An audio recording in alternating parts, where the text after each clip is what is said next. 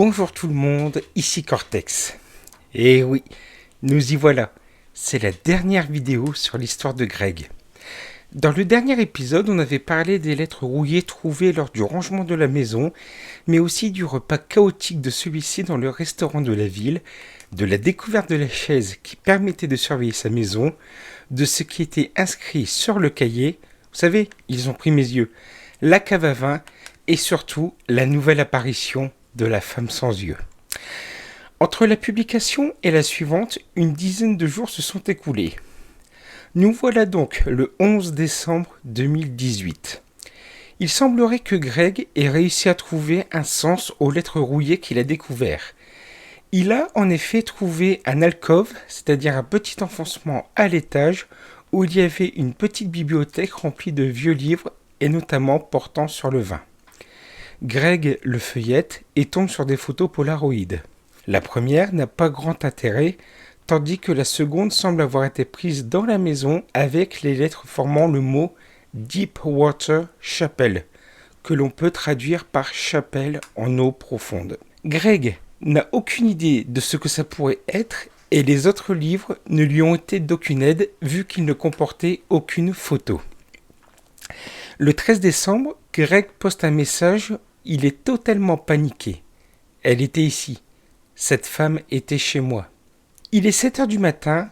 Tout est embrouillé dans la tête de Greg qui s'est réveillé de façon assez violente.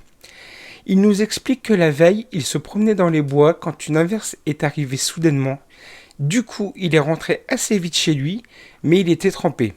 Du coup, il a fait sécher ses vêtements au coin du feu et il est allé se coucher. Durant la nuit, un cauchemar l'a empêché de bien dormir. Il était avec un groupe d'amis sur le porche de sa maison à discuter quand un ami à lui, Eric, lui a dit que les bois étaient effrayants, que les arbres n'étaient que de grandes silhouettes noires qui pouvaient les observer sans qu'il ne le sache. Effrayé, Greg fait tout pour ne pas le montrer en disant qu'Eric n'arriverait pas à lui faire peur. Son ami assure qu'il y arrivera, laissant disparaître son sourire et fixant du regard Greg. Bien sûr, gros froid dans le groupe d'amis. Et là, Eric ajoute « Y a-t-il quelqu'un ici avec nous en ce moment qui ne devrait pas l'être ?» Moment de silence et d'angoisse. Eric enchaîne en demandant « Y a-t-il quelqu'un qui te regarde dormir en ce moment, Greg ?»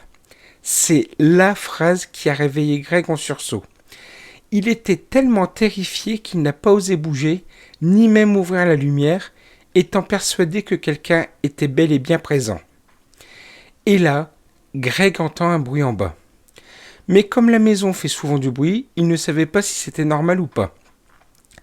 Discrètement, Greg sort du lit et jette un coup d'œil en bas, mais rien à signaler. Vu qu'il était bien réveillé, il a décidé d'aller manger quelque chose dans la cuisine.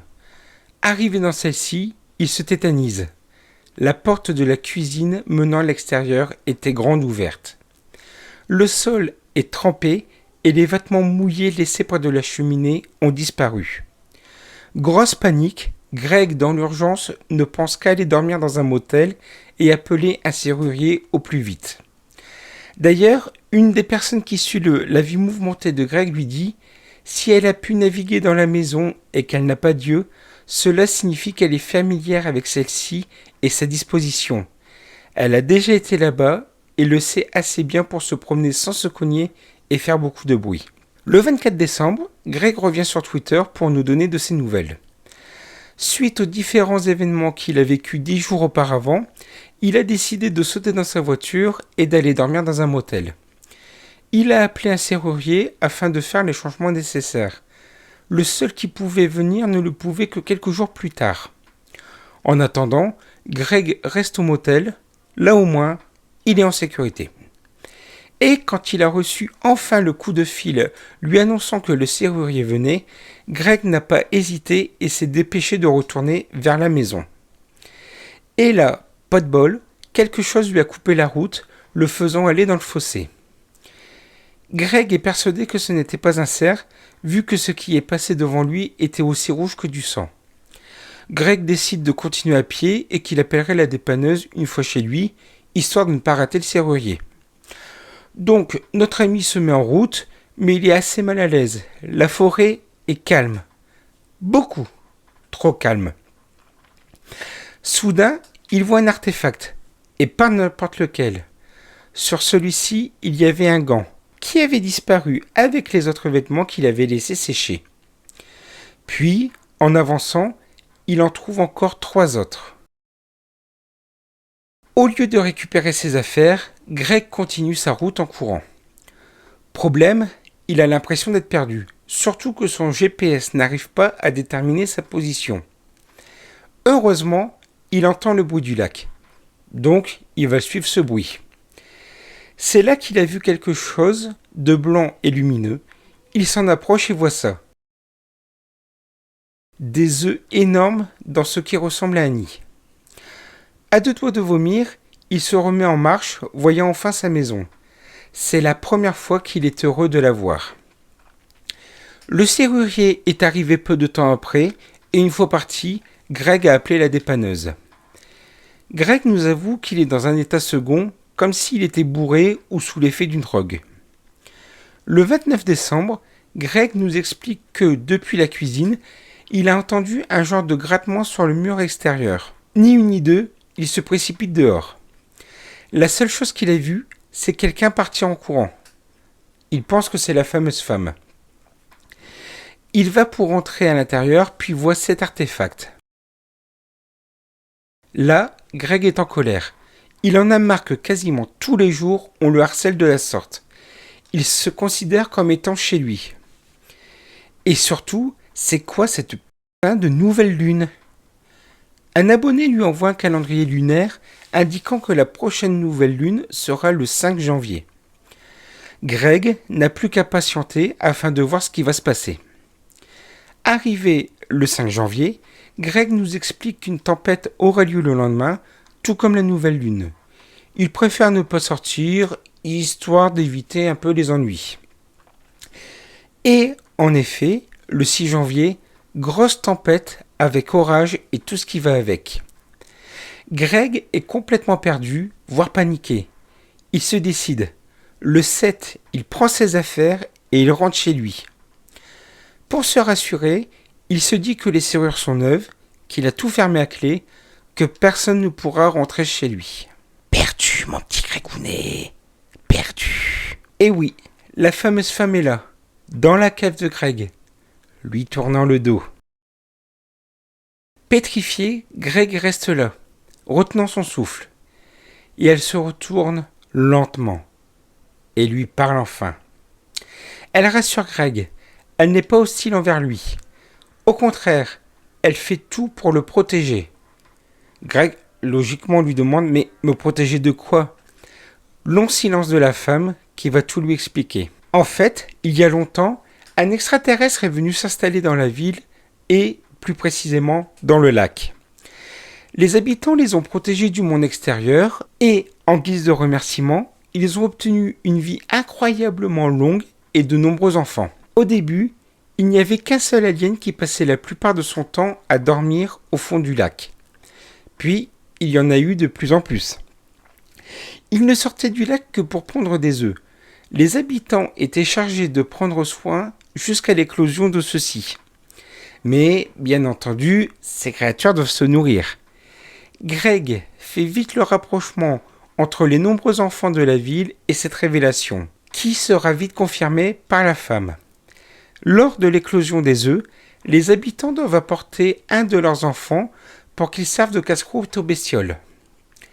Comment elle sait ça ? Parce que, petite, son père l'a amenée près des œufs éclos et que ces sympathiques petites bestioles lui ont bouffé les yeux. Elle a par chance réussi à s'enfuir et depuis, elle erre dans la forêt. Et tous les ans, c'est la même chanson.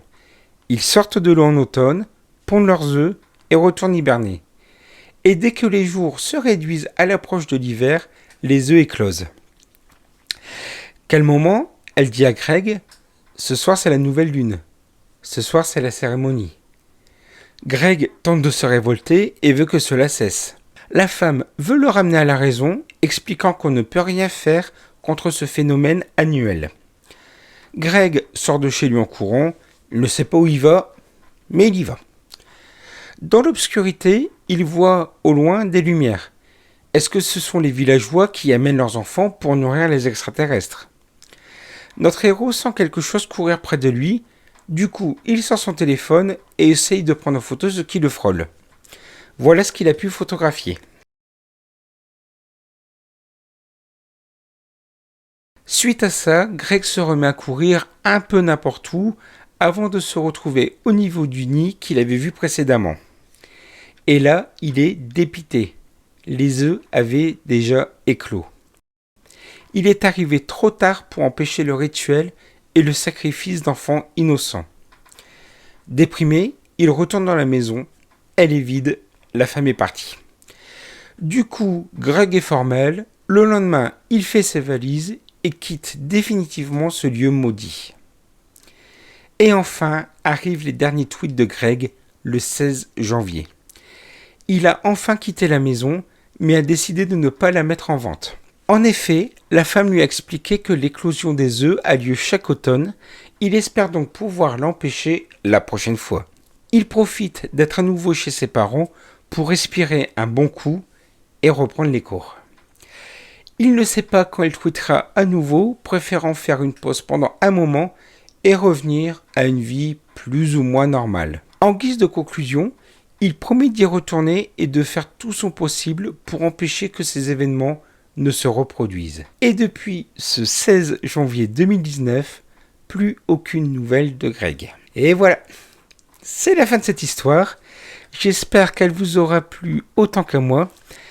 J'ai vraiment adoré la lire et la raconter. Elle fait franchement partie de mon top 3 des fictions sur le net. Voilà, sur ce, je vais retourner hiberner.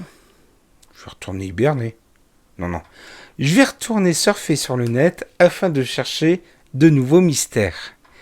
Je vous souhaite à tous une excellente fin de journée et je vous dis à bientôt.